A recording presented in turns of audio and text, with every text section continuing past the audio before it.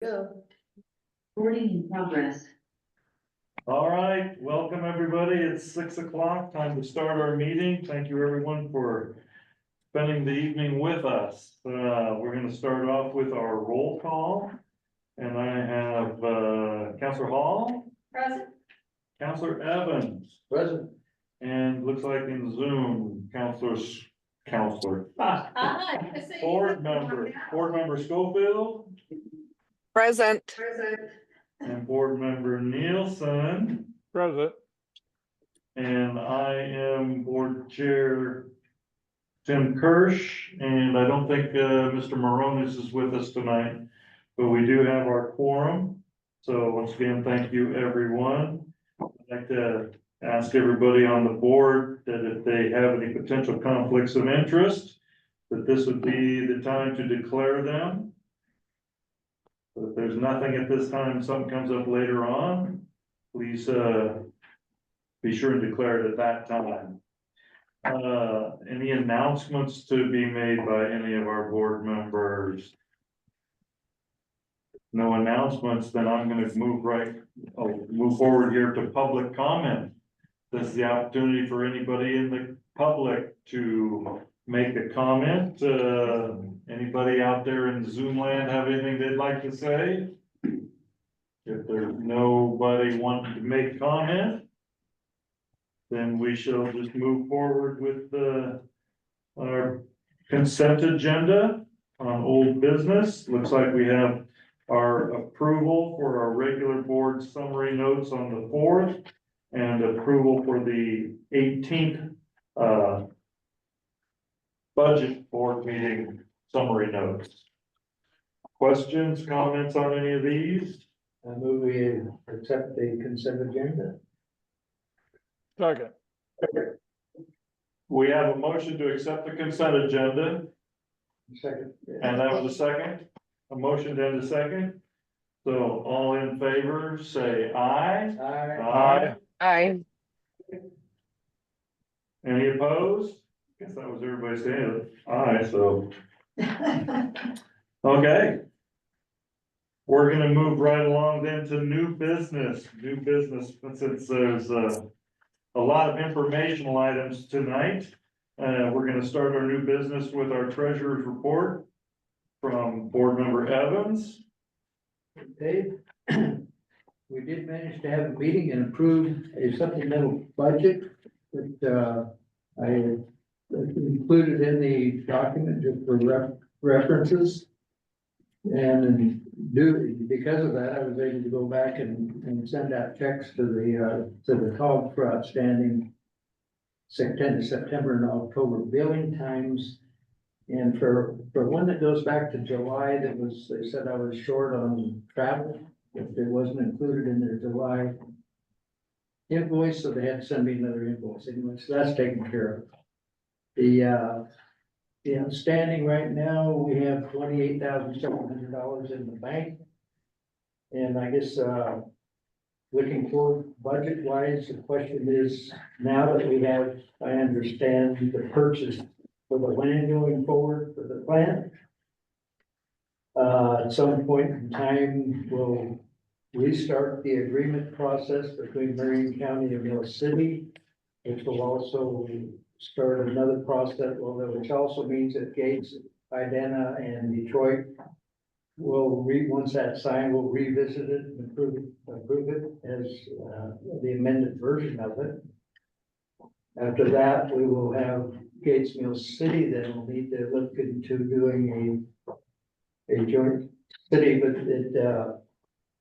looking forward, there's going to be in the not too distant future, I would say, some requirement for legal, which we might pass on to Marion County to think about maybe giving us some funding for that. For our intergovernmental agreements, Yeah. Yeah. And, that is a potential for sure. yeah, looking forward, that's something to think about, we're going to need help with that. And I would suspect in the city, there has to be some structure developed in the city. It's going to be an organization, and that probably is going to require some too, so that whole thing. And I guess going forward, based on what the Marion County Council people was talking about, whether they want to actually give, and this is say the funding.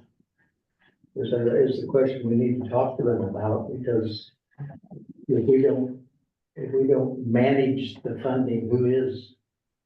As far as these different projects go, that's the way I look at it. We, as a body, we don't consume ourselves hardly anything to be worried about money wise. It's these meetings that we don't get paid, so everything that we do is just managing and overseeing the expenditure of funds where they wanted to go anyway, which is in Mill City or the case of the operation. So I guess we need to come up with some understanding with the Marion County Council people about how we move forward, you know, if we're gonna, do we as a group just disband and go away and they worry about who they're gonna fund, or do we stay on as an oversight group and, which I think is the right way to do it, because we do have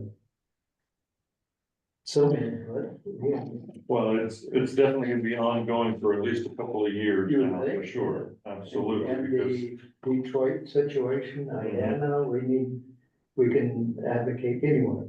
But I think that, is kind of got the feeling that they was questioning whether getting in as to say the funds or giving funds directly to Mill City or Gates, whoever needs it. But I think that would start getting, you know, if you start getting a bunch of middlemen in Mill City, who's gonna manage it.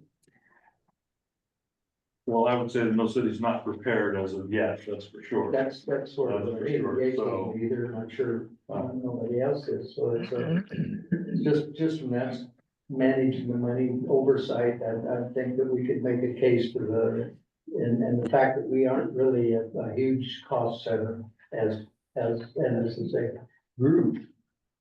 I think we could make the case to them that we should stay on as the oversight advisory group, and that's up to them, so anyway. Well, I think that it is kind of an ongoing plan going forward, that the NISA does stay involved and stay active, as far as, That's, yeah. yeah, I hope that's the case. Yep. So anyway, that's my input today. Okay. Thank you, Mr. Evans. We'll move on to our staff report. Well, good evening. As Ron mentioned already, the board was successful in hosting a hearing, and conducting a hearing and adopting a supplemental budget, on November 18th. So staff was busy, preparing for that. And then the other big news, of course, is on the 21st, the Environmental Quality Commission, conducted a hearing on Marion County's petition to initiate rulemaking regarding the Tree Basin rule. And they had three choices. They could decline to initiate, they could initiate, or option C. And they went ahead and agreed to initiate. I believe Mr. Woodward, who is with us online, was present in person, as was as were Marion County staff, and of course, Mary Camerata. And I know some of you were viewing that online along with the COG staff that were there. I think the other kind of administrative piece is that because the EQC has initiated rulemaking, we will pause our efforts to coordinate a bill that would have accomplished the same thing, or aimed to accomplish the same thing with the legislature. And instead, our focus now on behalf of NSSA will just be coordinating with Marion County and others to continue to find funding for the project, to make sure that the project gets to Gates, and then try to find funding for Detroit and Indiana as well. So the other kind of administrative piece is, of course, you as a body are trying to be fiscally responsible. Staff does not think that there will be a lot of activity in December or even the first part of January. And so our recommendation to this body would be, instead of meeting the first Monday in January, to forego that meeting and meet in February instead. And if we need to, if something comes up in 2 weeks and we need to, meet, I'm, more than happy to reach out to Chair Hirsch and say, hey, we need a quick meeting.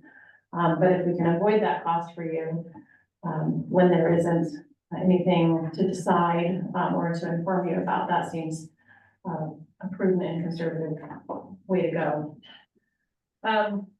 With that, though, I talked with Chair Hirsch at the beginning. And I know that you as a body may have more questions for DEQ about what the rulemaking process might look like.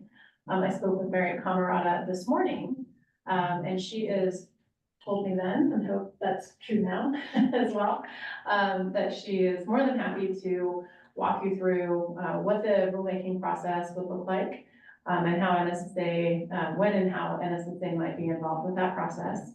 And so as part of the staff report, I asked Chair Hirsch if I could turn this over to Mary with DEQ and have her walk us through that. So Mary, if you're ready, now would be a great time. We're gonna bump you forward on the agenda, Mary.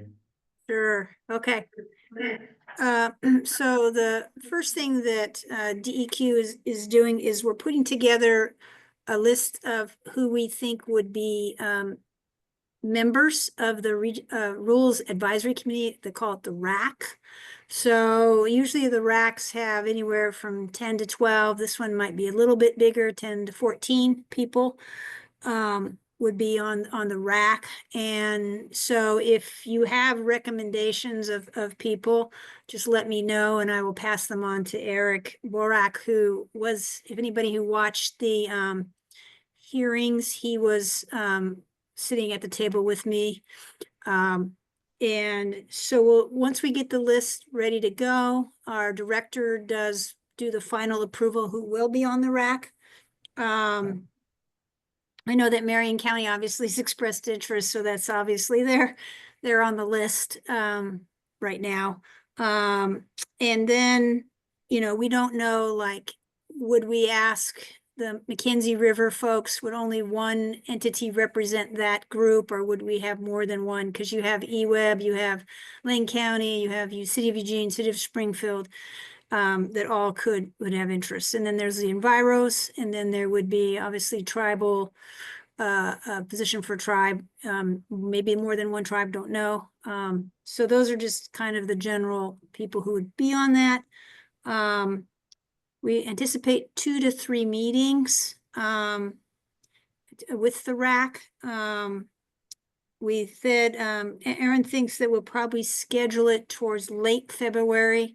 And the reason for that is we're going to take Marion County's petition, and that'll be our starting place. And then we will modify it with things that we think would improve the rule. And so we need internal time to meet and, discuss that, to have a draft rule that the Rules Advisory Committee. It's going to be a combination of policy / technical. Sometimes we run 2 separate different groups, but because of the time crunch and stuff like that, we're just kind of slam it together so we can get through this as fast as possible. It's probably not going to be heavy on the tech side. Again, that's something that DEQ will do internally. That'll be our lift. One thing that the Rules Advisory Committee has to do is talk about the fiscal impact. That is part of our OARs. So that'll be one thing that we will task the RAC to provide input onto that. And we would like to do it in person, probably in Salem. It's probably going to be at Department of Fish and Wildlife's office, because DEQ has part of that building, and so that would be a good place to have it. If you're not on the RAC, you still will have the opportunity to view the meetings. So we will have a virtual option for people to watch. And we may have a public forum like we do for the EQC, so that during a RAC, we could entertain maybe some comments from people. It's not official comments, but just like we do at the EQC, the public forum, where people who are not part of the RAC, provide input. So we're looking at that for a way to do input, plus viewing it. And then, once we are done with that process, we will go out to a 45-day comment period. So it's a little bit longer than we did for the petition. But it'd be 45 days. Within that 45 days, we will embed a hearing. So probably be halfway through it to give people a chance to verbally give us comments. And then if they also want to follow up with written comments, they could do that. And then we have to, in this case, again, it's a little different than the petition. We will be addressing those comments. We could lump them, but we still will have to address them, and they'll become part of the staff report, just like we did last time. So they'll be part of the staff report, and then we will do a presentation to the EQC with the staff recommendations on the new rule, and then they get to vote on it. So we don't know, we can't say it'll be done in 10 months, 1 year. It just kind of depends. I mean, obviously we want to go as fast as possible. It'll be good for this project, but again, we have to, go through the process. You can't shortchange that at all. So I'm going to stop there to see if there was any questions. I can repeat things because I know I just said a lot of the different parts of this rulemaking. Questions? Anybody on the board have any questions for Mary? Anybody out there? Anybody in the audience have anything for Mary? Mary? Where will you be posting your meetings, information about your meetings? Is that gonna be on that 3 Basin Rule page that you set up, or? I don't know if it's going to be on that particular, because it's not a petition anymore. Now it's rulemaking. So it will have its own page, and we'll have, probably a way to sign up for updates for people want to do that, be on our listserv, if you will. So we're going to talk to the rules. We have somebody that their whole job is just to do rules. And so they'll set up the web page and then the way you can join a listserv. And then you can just track that as changes happen when the meetings are taking place and all that stuff. So, so there will be a separate web page just for this rulemaking. Good information. Anybody on Marion County's team have anything they want to ask Mary or comment on? I don't know if we fully absorbed everything, Mary, but. Well, I mean, I think that really the short version is the committee will be set up. DEQ is going to do a draft rule. The committee is going to work on it, be a public process, and then we go to the EQC. That's the short version. So, now you didn't ask this question, but the question is would we entertain an NPDES permit for Marion County? I know Marion County's in the room, and it's too soon to give us an application because we don't know what the rule may look like. So I would recommend that we don't get an application soon. Let's give us a chance to see what we would require, communicate that to Marion County. So as they're preparing the application, that then they would have a sort of a heads up that, okay, we need this evaluation, this information, and this information. So that would come in with the application so that we could start looking at it even before the rule was written. But, that's a risk because, again, things could change depending on the comment. But, time is of the essence here. So we're all going to do the best we can to make good guesses and help get that permit ready to go so that by the time we finish rule process, we'll be well into working things out. So that's the plan anyway. Well, very good. I would like to say though, I guess on behalf of the board that everyone here is very pleased with the EQC and the DEQ working so hard and diligently to get this process moving forward. Where I want to say pleased with the outcome of their meeting that gave DEQ the green light to go ahead on working on this new rulemaking or revision to some of the rulemaking, I guess it would be called. So thank you, Mary, and I guess the rest of your staff there for all the hard work and everything you've done, and the same for Marion County as well. And we will look forward to, how should I say it, a speedy decision process as fast as we can because we all are under the time crunch. Yeah, well, let's just So- hope the other basins are kind of on board with the direction. So we'll see how that goes when they have a seat at the table. So. Very good. It might be interesting if we could find out or be told who is going to be invited to be on the MAC. Yeah. Yeah, I think once it gets vetted by the director, I think then we could reveal the list. So, but again, if you have names, I know like the North Santiam Watershed Council wants to be on it. Whether they get picked or not, I don't know, because we have Marion County. I'm assuming we're gonna have Salem sitting in the room as well for various reasons. So I think this basin will be well represented, but should there be more, those are the kind of discussions we can have with people. Informal, of course. Very good. Well, we're all anticipating good things. So thank you once again. You're welcome. Okay, then we'll go back to Marion County. I believe, Chris, you're on the docket here to give an update for Marion County as well. Thank you, Mr. Chair. So it'll be a short update from me tonight. Obviously, the biggest news was the EQC moving forward on rulemaking, in response to our petition. So I'll just echo your comments, Mr. Chair, that we're very grateful to the EQC and the DEQ and all the other agencies that have been involved in this. So that interagency cooperation throughout this project has really been what makes it possible.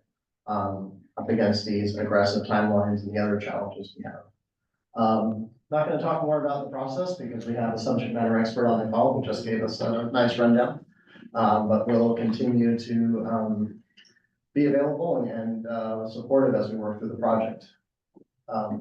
Other key elements that have happened recently, Marion County executed a purchase and sale agreement for the property for the treatment plant. And as well, we have an agreement that will be going before the Board of Commissioners this Wednesday for an amendment to Keller's contract for final design of the treatment plant itself. So those are our two big milestones that are happening this month. Meanwhile, design is still continuing. We're still working through the complexities of the treatment plant itself. And that's really the biggest news for this month. Looking ahead, we will have more contract amendments moving forward when it comes to the collection system and other aspects of the system and gates. Meanwhile, up in the upper basin, support's continuing for the residential and commercial septic programs. We have a number of new commercial septic systems kind of going through design right now. And we are actually going to be doing some more test bits, including those in the ODOT right of way, just a little bit later this month. So we'll have more information to help design some of those systems. That's really the biggest items for the moment. Otherwise, design will keep moving forward and we'll have more to share the next time we meet. Do you know if escrow is closed on the purchase? Oh, no, we executed a purchase and sale agreement. So it's an agreement that gives us access to the property to do the things that we need and an agreement to purchase it from the owner. We're not purchasing the entire property as it exists now. They will, the agreement says that they will divide it into the piece that we need. Mm-hmm. And then we'll only purchase the land that we need for the treatment plant. Okay. So the rest of it will remain in the owner's possession. So is that the full 12.25? I believe 12.25 is the treatment plant site Okay. plus some piece that is planned to dedicate as a new Fairview alignment. Okay. So that we can realign the road and we'll have the land. Okay. Any anticipated date for it to close? So the closure is laid out in the agreement. That there are certain steps that the owner has to take. Mm-hmm. And once the owner takes that, then we purchase it within 70 days of that. So, it depends on how those steps take. But you have access to start. Yes, as of the signature, we have, access to the property to do the necessary work. Very nice. Any other questions? We got a question there. Mary, you have a question? Chris and Brian, did you guys do a phase one environmental assessment before purchase? I know you haven't purchased it yet, but that's an important step for doing all appropriate inquiries when you're buying sort of a property like this. So if you don't have that done, I would really encourage you to have that done before you buy it. Obviously, you can have a sale and purchase agreement. You haven't purchased it yet, but if phase one hasn't been done within 6 months of purchase, that's a requirement. It's good to follow just in case there's surprises, then at least you've done what we call your due diligence before purchase. So. Yes, thank you, Mary. So that is under the scope of the contract amendment that is going to the board.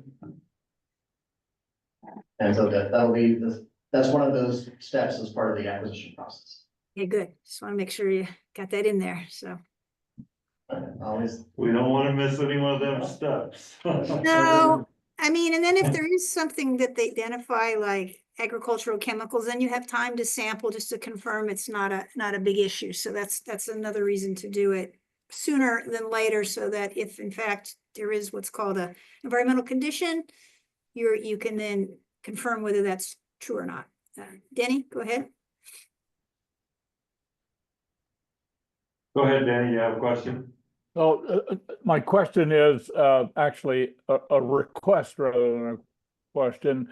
Could we have Mary and Laura work together to make sure we have the URL for the RAC website that you're going to have for this project, as well as publishing the times for the meetings so that we'll all be able to view those?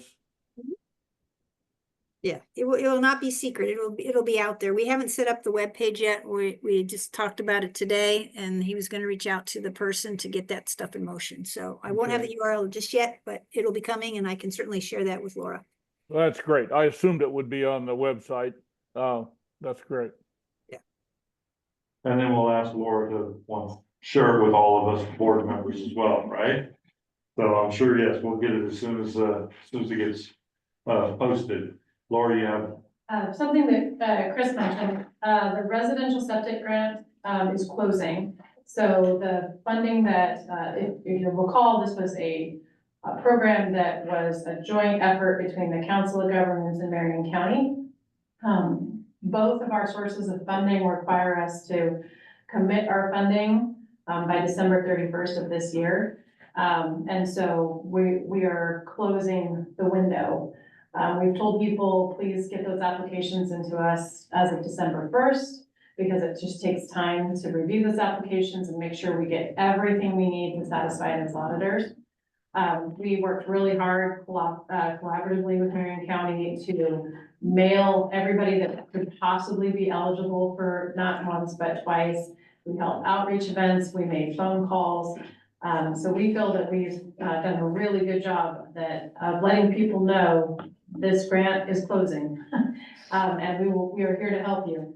And there is a deadline. And so hopefully anybody that wanted to access this program knew about it and has applied. If you know somebody that has thought about it and hasn't applied, please get those in. As I say, yes, the deadline was December 1st, but we will do everything we can to process them if we can.